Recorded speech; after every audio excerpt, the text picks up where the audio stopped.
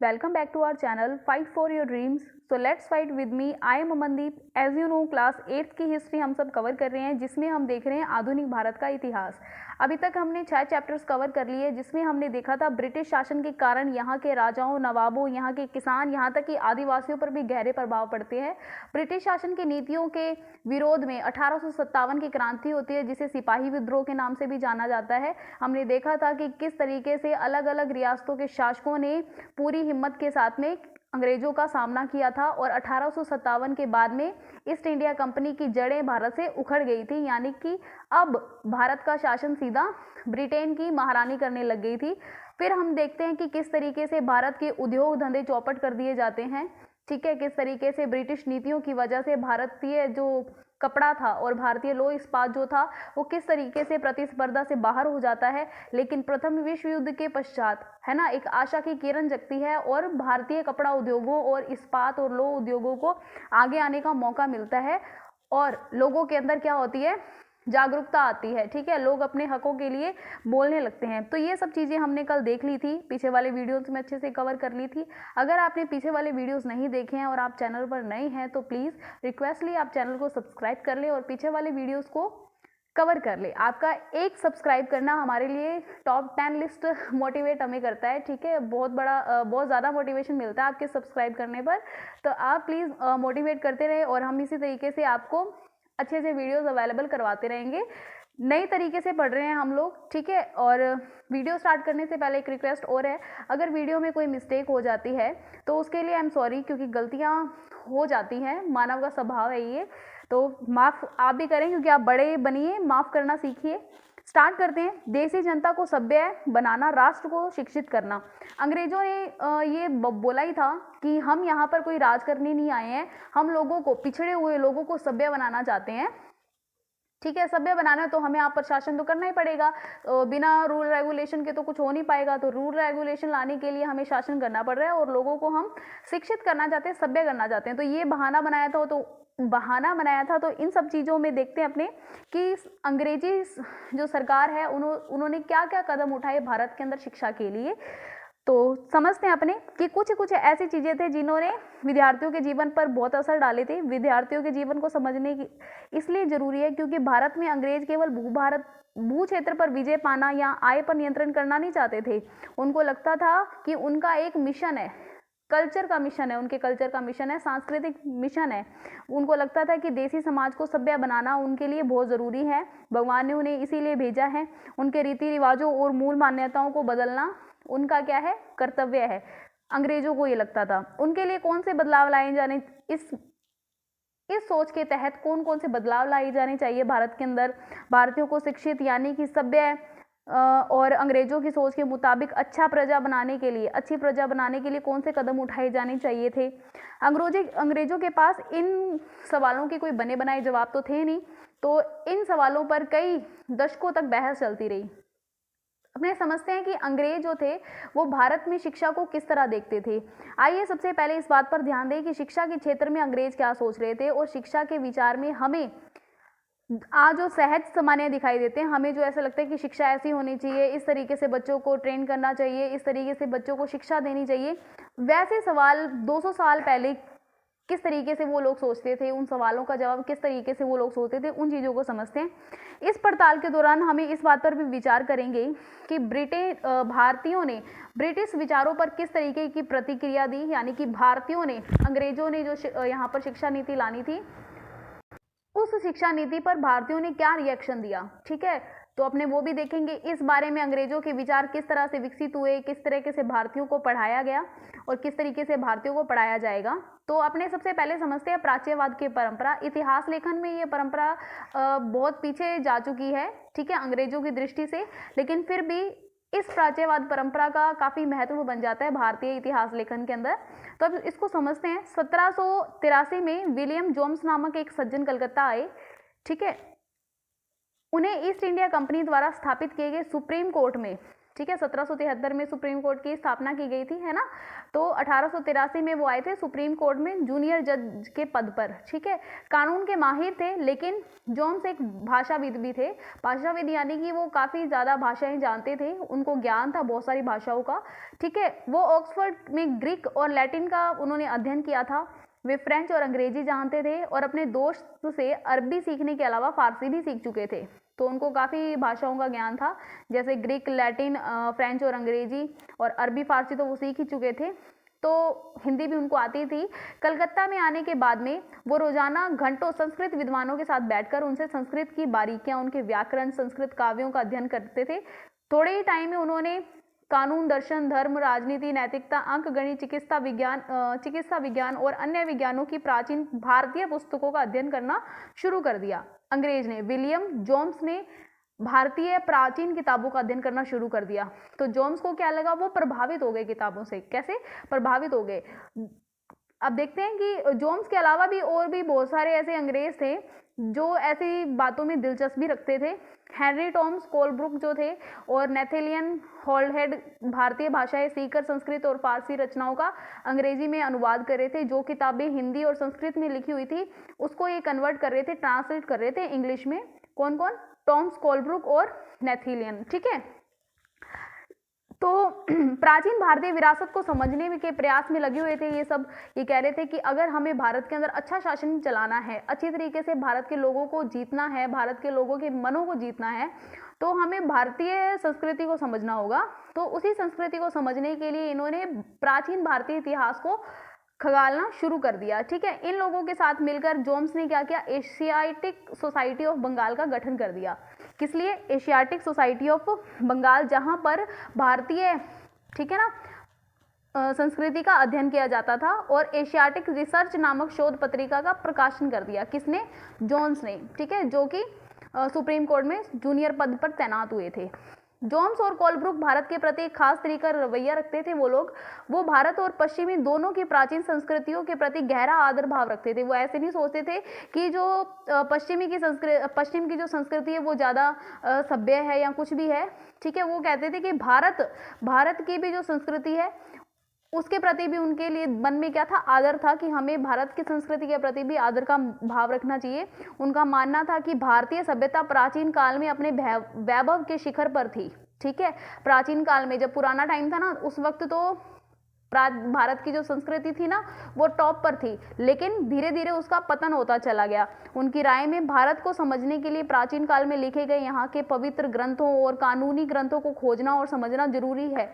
उनको ये लगता था कि अगर हम हिंदुओं को और मुसलमानों को नए विचारों के बदले उन चीज़ों को सिखाए जो चीज़ों को वो पहले से जानते हैं, तो हम उनसे ज़्यादा जुड़ पाएंगे। उनको ये लगता था, है ना, कि जो चीज़ हम पहले से जानते हैं, अगर हम जो चीज़ भारतीय पहले से जानते हैं उसी चीज़ को अगर हम और अच्छे और बेहतर तरीके से उनको समझाएंगे तो वो समझ जाएंगे। उनके उस नई चीज़ों को कन्वर्ट करके हम उनको बता सकते हैं, है ना, उन चीज़ों को कन्वर्ट करके हम बता सकते हैं, समझा सकते हैं, ठीक है। तो उनको लगता था कि हिंदुओं और मुसलमानों के असली विचार और कानून को इन्हीं रचनाओं के जरिए समझा जा सकता है। इसीलिए वो क्या कर रहे थे, पुरानी किताबों को पढ़ रहे थे।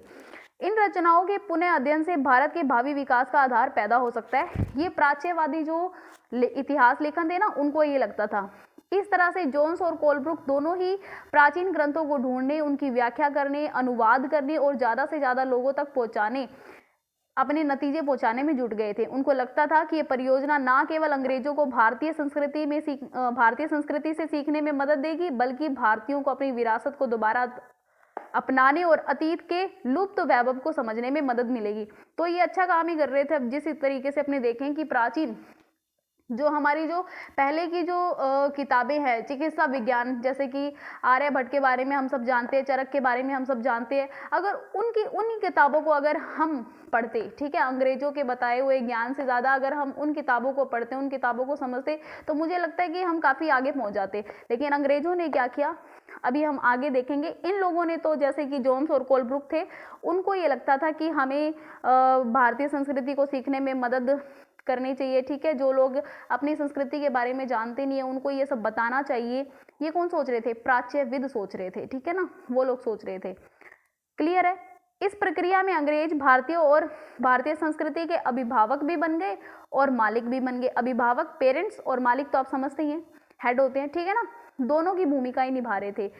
इन प्रयासों और विचारों से प्रभावित होकर कंपनी के बहुत सारे अधिकारियों ने दलील दी कि अंग्रेजों को पश्चिमी ज्ञान की बजाय भारतीय ज्ञान को ही प्रोत्साहन देना चाहिए। तो जिन अंग्रेजों ने ये कहा कि अंग्रेजों को पश्चिमी ज्ञान की बजाय भारतीय ज्ञान को प्रोत्साहन देना चाहिए, यानी भारत का जो ज्ञान है उसी को आगे बढ़ाना चाहिए, उन विद्वानों को कहा गया प्राच्यविद। आई होप आप समझ गए होंगे, ठीक है। वे चाहते थे कि प्राचीन भारतीय ग्रंथों के अध्ययन को प्रोत्साहित करने और संस्कृत और फारसी साहित्य और काव्य पढ़ाने के लिए संस्थानों का निर्माण करना चाहिए, संस्थानों की स्थापना करनी चाहिए। उन अधिकारियों को लगता था कि हिंदुओं और मुसलमानों को वही पढ़ाया जाना चाहिए जिससे वो पहले से ही परिचित है, जिसे वे आदर और महत्व देते हैं। उन्हें अनजाने विषयों की शिक्षा ना दी जाए। इन अफसरों की राय में केवल तभी अंग्रेज देसी जनता का दिल जीत सकते हैं, केवल तभी अजनबी शासक अपनी प्रजा से आदर की उम्मीद कर सकते हैं। आई होप आप ये पूरा पॉइंट समझ गए होंगे, है ना। तो ये प्राच्यविदों की सोच थी। तो इसी बात को ध्यान में रखते हुए कि हमें पुराने ग्रंथों और पुरानी जो बातें हैं उनको दोहराना चाहिए, ठीक है, उन्हीं प्राचीन जो शिक्षा थी उसी को आगे बढ़ाना चाहिए। तो इसी को ध्यान में रखते हुए 1781 में अरबी फारसी इस्लामिक कानून के अध्ययन को बढ़ावा देने के लिए कलकत्ता में मदरसा खोला गया, ठीक है। सीखने का एक स्थान होता है मदरसा, ठीक है, अरबी भाषा में मदरसा कहते हैं सीखने के स्थान को, ठीक है, जो कॉलेज जैसा ही होता है, कॉलेज और स्कूल जैसा ही होता है। आई होप आप ये समझ गए होंगे, क्लियर है, ओके। 1791 में बनारस में हिंदू कॉलेज की स्थापना की गई तथा वहां प्राचीन संस्कृत ग्रंथों की शिक्षा दी जा सके और देश का शासन चलाने में मदद मिल सके, ठीक है। प्राच्यवादी क्या होता है? प्राच्यवादी एशिया की भाषा और संस्कृति का गहन रखने वाले लोग होते हैं, ठीक है। एशिया की भाषा संस्कृति का गहन ज्ञान रखने वाले, गहरा ज्ञान रखने वालों को प्राच्यविद कहते हैं, ठीक है। मुंशी ऐसा व्यक्ति जो फारसी पढ़ना और लिखना जानता हो। यहाँ पे बैठे हैं, ये देखिए आप मुंशी, ये देखिए ये मुंशी बैठे हैं, क्लियर है। पूर्व की जघन्य गलतियां, तो ये क्या कह रहा है पॉइंट, 19वीं सदी की शुरुआत से ही बहुत सारे अंग्रेज अफसर शिक्षा के प्राच्यवादी दृष्टिकोणों की आलोचना कर रहे थे।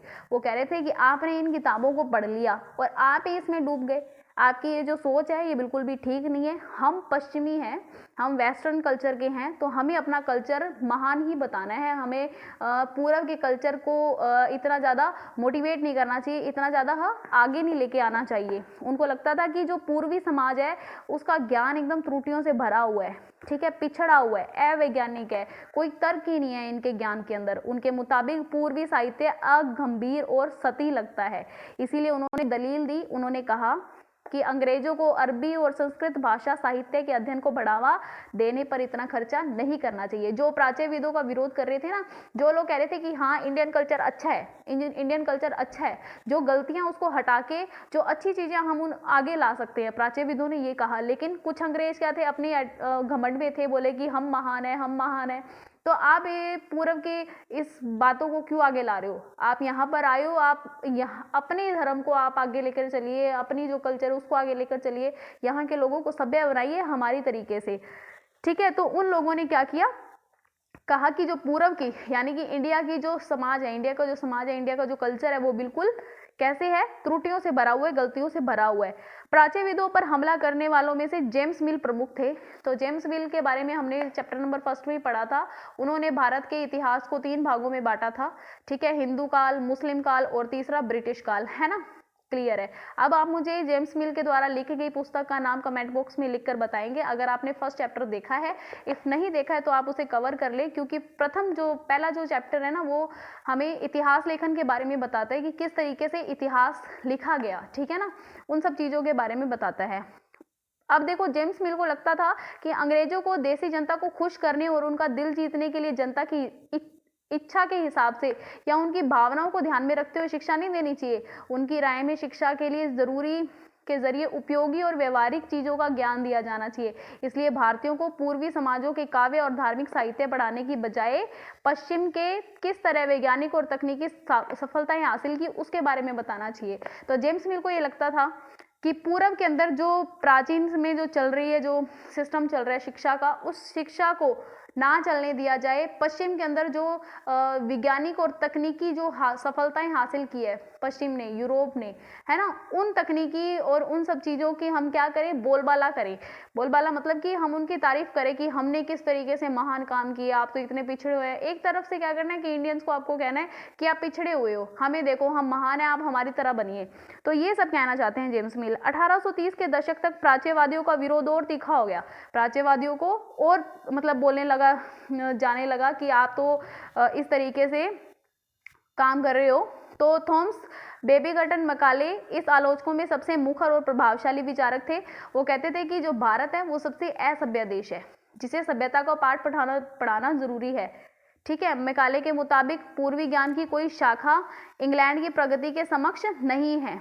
ठीक है, क्या कह रहे हैं कि पूर्वी ज्ञान की कोई भी शाखा, पूर्वी ज्ञान की कोई भी शाखा आप अगर ले लेते हो ना, कोई भी शाखा अगर आप लेते हो, शिक्षा की शाखा ले लो, इंग्लैंड की प्रगति के समकक्ष नहीं है। वो इंग्लैंड की जो प्रगति हुई है, ठीक है, उसके आगे नहीं खड़ी हो सकती। मैकाले का कहना था कि एक अच्छे यूरोपीय पुस्तकालय का केवल एक खाना ही भारत और अरब के समूचे देसी साहित्य के बराबर है। वो कह रहे थे आप एक बार एक ही टाइम यानी कि 3 घंटे आप एक बार लाइब्रेरी में लगा दो इंग्लैंड की, ठीक है, इंग्लैंड की लाइब्रेरी में, यूरोप की लाइब्रेरी में लगा दो आप 3 घंटे। वो 3 घंटे जितने आप पढ़ोगे ना, वो सारा का सारा कवर कर देंगे आपका पूरे एशिया का, ठीक है, पूर्व का इतिहास, उसका साहित्य है, पूरा कवर कर देगी 3 घंटे में। लेकिन यूरोप का इतिहास पढ़ने के लिए, यूरोप की सभ्यता को समझने के लिए आपको 3 घंटे काफी नहीं होंगे। आप ये समझ रहे होंगे, आई होप। तो क्या कह रहे हैं, ये आलोचना कर रहे हैं कि एक अच्छे यूरोपीय पुस्तकालय का केवल एक ही खाना भारत और समूचे देसी साहित्य के बराबर है। उनको लगता था, उनका तर्क था कि भारत में ब्रिटिश सरकार को प्राच्यवादी ज्ञान पर सरकारी पैसा बर्बाद नहीं करना चाहिए, इससे उनका कोई फायदा नहीं होगा। गहन और ऊर्जा आवेश पूर्वक मैकाले ने अंग्रेजी भाषा सिखाने की जरूरत पर जोर दिया। उनका मानना था कि अंग्रेजी के ज्ञान से भारतीयों को दुनिया की श्रेष्ठतम साहित्य कृतियों का पढ़ने का मौका मिलेगा, कि दुनिया के अंदर जो बढ़िया बढ़िया कृतियां हैं, जो लिखे हुए साहित्य है, उनको पढ़ने का मौका मिलेगा अगर वो इंग्लिश जानेंगे। यहाँ के लोग जो है वो पश्चिमी ज्ञान और दर्शन के क्षेत्र में हुए विकास से अवगत हो जाएंगे। इस प्रकार उनका कहना था कि अंग्रेजी पढ़ाना लोगों को सभ्य बनाना, उनकी रुचियां, मूल्य और संस्कृतियों को बदलने का रास्ता हो सकता है। कि अंग्रेजी अगर वो बोलने लग जाएंगे ना भारतीय, तो फिर उनकी रुचियों में उनकी जो इंटरेस्ट है, उनके जो मूल्य है, वैल्यू है, उनका कल्चर है, वो सारी चेंज हो जाएगा, है ना, इंग्लिश सीखने से, सिर्फ इंग्लिश सीखने से। और खुद का कल्चर पता नहीं कैसा था इनका, है ना, कौन से इनके वैल्यूज थे हमने देखा ही नहीं है, कि पता ही नहीं है हमें, है ना। तो ये सब चीजें हमने देखेंगे। मैकाले के विवरण के आधार पर 1835 का अंग्रेजों का शिक्षा अधिनियम पारित किया गया। 1835 में अंग्रेजों का शिक्षा अधिनियम पारित किया गया। ये फैसला भी लिया गया कि अंग्रेजी को उच्च शिक्षा का माध्यम बनाया जाए। कलकत्ता, मद्रासी और बनारस जो संस्कृत कॉलेज थे, उन जो संस्थान थे, प्राच्यवादी संस्थान थे, उनको कह रहे थे कि सरकार कोई प्रोत्साहन नहीं देगी, अब आपने बना ली है तो आप ही हैंडल करो, हम क्या करें, ठीक है ना, हमें तो इस कल्चर को आगे नहीं लेके जाना है। इन संस्थानों को अपने आप में शरण होने का, शिकार होते जा रहे अंधकार के मंदिरों की संज्ञा दी गई। अब स्कूलों के लिए अंग्रेजी पाठ्य पुस्तकें छपने लग गई थी, ठीक है। तो आई होप आप ये समझ रहे होंगे, क्लियर है। वैसे देखो ये जो शिक्षा थी, शिक्षा का मतलब क्या था, देखो मदरसे या फिर कोई भी अगर खोलते हैं, निकेतन वगैरह खोलते हैं ना, ये तो वहां पर इतनी फीस चार्ज नहीं होती है। लेकिन जब स्कूल लगते हैं तो हम जानते हैं कि स्कूल के अंदर क्या सिस्टम होता है ना, स्थाई फीस लेते हैं वो, है ना, फीस लेते ही लेते हैं कि नियमित फीस आपको 1 साल की देनी पड़ेगी, एग्जाम वगैरह होते हैं, पहले ऐसा नहीं हुआ करता था। तो ये पॉइंट अपने समझ लेते, व्यवसाय के लिए शिक्षा। 1854 में ईस्ट इंडिया कंपनी के लंदन स्थित कोर्ट ऑफ डायरेक्टर ने भारतीय गवर्नर जनरल को शिक्षा के विषय में एक नोट भेजा। देखो 1854 की बात है, यानी कि ईस्ट इंडिया कंपनी अभी भारत पर कब्जा करके बैठी है, भारत पर शासन कर रही है ईस्ट इंडिया कंपनी। और ईस्ट इंडिया कंपनी को हैंडल कौन करता है, ईस्ट इंडिया कंपनी को डायरेक्ट कौन करता है, कौन चलाता है, वो चलाती है कोर्ट ऑफ डायरेक्टर्स, ठीक है। ईस्ट इंडिया कंपनी को सरकार कंट्रोल नहीं कर रही है, कंट्रोल कर रही है कोर्ट ऑफ डायरेक्टर कंट्रोल कर रही है, ठीक है ना, जो कि संस्था होती है। अब अपने कोई भी स्कूल है, स्कूल के अंदर डायरेक्टर सिस्टम होता है, ठीक है, संस्था होती है स्कूल के अंदर, है ना, संस्था होती है ना, वो स्कूल का सिस्टम चलाती है। तो ईस्ट इंडिया कंपनी को कौन चला रही थी, कोर्ट ऑफ डायरेक्टर। तो कोर्ट ऑफ डायरेक्टर ने भारतीय गवर्नर जनरल को शिक्षा के विषय में एक नोट लिखकर भेजा। कंपनी के नियंत्रण जो मंडल के अध्यक्ष थे चार्ल्स वुड ने अपने नाम से जारी किया था। इससे भारत में लागू की जाने वाली शिक्षा नीति की रूपरेखा स्पष्ट होती है, ठीक है, जिसमें कहा गया कि प्राच्यवादी ज्ञान के स्थान पर यानी कि भारतीय संस्कृति को प्रोत्साहन देने की बजाय भारतीय शिक्षा नीति को प्रोत्साहन देने की बजाय यूरोपीय शिक्षा को अपनाने से व्यवहारिक लाभ होंगे। व्यवहारिक लाभ कैसे होंगे? अगर वो यहाँ का कल्चर, अगर वेस्टर्न कल्चर इंडियन एक्सेप्ट करते हैं तो उनकी जो सोच होगी वो हमारी तरीके से होगी। वो यहाँ के व्यापार में क्या करेंगे, इंटरेस्ट देंगे, यहाँ की चीज़ों में इंटरेस्ट होगा उनका, तो यहाँ की चीज़ें वो खरीदेंगे, जिससे हमें क्या होगा, मोटा मुनाफा मिलेगा, है ना। इस दस्तावेज में यूरोपीय शिक्षा का एक व्यवहारिक लाभ आर्थिक क्षेत्र में बताया गया। उनके मुताबिक यूरोपीय शिक्षा के माध्यम से भारतीयों को व्यापार और वाणिज्य में विस्तार होने वाले लाभों को समझने, देश के संसाधनों के विकास का महत्व समझने में मदद मिलेगी। यदि उन्हें यूरोपीय जीवन शैली से अवगत करवाया जाएगा तो उनकी रुचियां और उनकी आकांक्षाएं, उनके अंदर चेंज आएगा, जिससे क्या होगा, ब्रिटिश वस्तुओं की मांग बढ़ेगी, है ना। तो अगर यहाँ पर वो ब्रिटेन का कल्चर लाएंगे तो लोग ब्रिटेन जैसा ही जीना चाहेंगे ना, तो वहीं का कल्चर एक्सेप्ट करेंगे, उन जैसी चीज़ों को यूज़ करना चाहेंगे। तो वैसी चीज़ें मिलेंगी कहाँ पे, उसी जगह पर जैसी चीज़ें हम चाहते हैं, जिस जगह जैसी, है ना। अगर ब्रिटेन जैसा हम जीना चाहते हैं तो ब्रिटेन जैसी कल्चर वाली चीज़ें हमें चाहिए, वो मिलेगी ब्रिटेन से। तो अब क्या कह रहे हैं कि ब्रिटिश जैसी वस्तुओं की मांग पैदा होगी, क्योंकि तब वहाँ के लोग यूरोप में बनी हुई चीज़ों का अपनाना शुरू करेंगे और यूरोप की चीज़ों को खरीदना शुरू कर देंगे। वुड के नीति पत्र में तर्क दिया गया कि यूरोपीय शिक्षा से भारतीयों के नैतिक चरित्र का उत्थान होगा। तो ये एक हास्यास्पद सा पॉइंट है, नैतिक चरित्र का उत्थान होगा कि भारतीयों के अंदर अब नैतिकता है ही नहीं।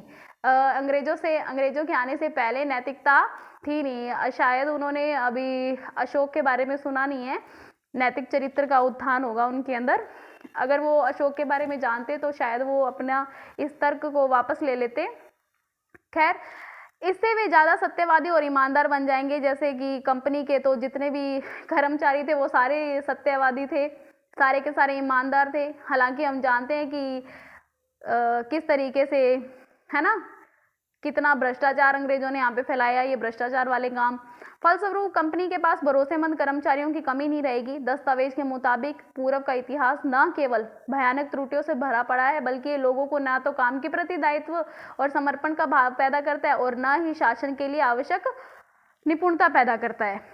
तो 1854 के नीति पत्र के बाद अंग्रेजों ने कई कदम उठाए थे। सरकारी शिक्षा विभागों का गठन किया गया ताकि शिक्षा संबंधित सभी मामलों पर सरकार का नियंत्रण स्थापित किया जा सके। विश्वविद्यालय शिक्षा की व्यवस्था विकसित करने के लिए कदम उठाए गए। 1857 में जब मेरठ और दिल्ली में सिपाही विद्रोह कर रहे थे, उसी समय कलकत्ता, मद्रास और बम्बई विश्वविद्यालयों की स्थापना की जा रही थी। स्कूली शिक्षा प्रणाली में परिवर्तन किए जा रहे थे। तो आई होप आपको ये पूरे पॉइंट समझ आ गए होंगे, क्लियर हो गए होंगे। तो कल हम एक नया चैप्टर कवर करेंगे, नया टॉपिक कवर करेंगे इस चैप्टर का, कि जो स्थानीय पाठशालाएं थी, क्या उस वक्त क्या लोग पढ़ते नहीं थे, पढ़ते थे उस वक्त भी लोग। तो जो स्थानीय पाठशालाएं थी, स्कूल थे, उनका क्या हुआ, उन चीज़ों को हम कल कवर कर लेंगे। अदरवाइज ये वीडियो बहुत बड़ा हो जाएगा और फिर आपको बोरिंग लगेगा और आप फिर पूरा वीडियो देखोगे भी नहीं। तो आप पूरा वीडियो देखा करें ताकि आपका कॉन्सेप्ट कवर हो जाए। अगर आपको वीडियो अच्छा लगा तो आप वीडियो को लाइक कर सकते हैं, कमेंट कर सकते हैं और शेयर कर सकते हैं। अगर आप कोई सजेशन देना चाहते हैं तो आप कमेंट कर दें, ठीक है। Thanks for watching. मिलते हैं नए टॉपिक के साथ में, तब तक के लिए बाय, टेक केयर एंड जय हिंद।